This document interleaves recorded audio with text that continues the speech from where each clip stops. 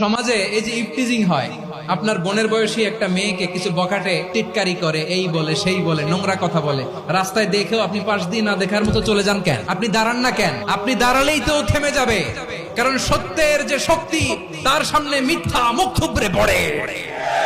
আপনার সামনে ও কিছুই না, নাথিং।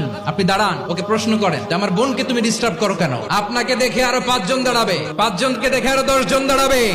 আমাদের নীরবতা আর আমাদের নিশ্চুপ থাকাই জালিমদেরকে আরো শক্তিশালী জালিম বানিয়েছে।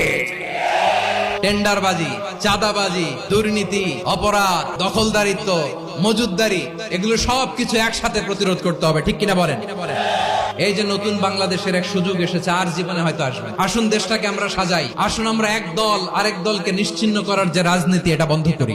সব দলের প্রতি আমার আহ্বান, আল্লাহর শপথ নিয়ে বলি, এই নাসিহাত গুলো সবার জন্য, সব দলের জন্য, সব মতের মানুষের জন্য। আমরা কোনো দলের প্রতি মানুষকে ডাকি না, আমরা ডাকি ইসলামের দিকে।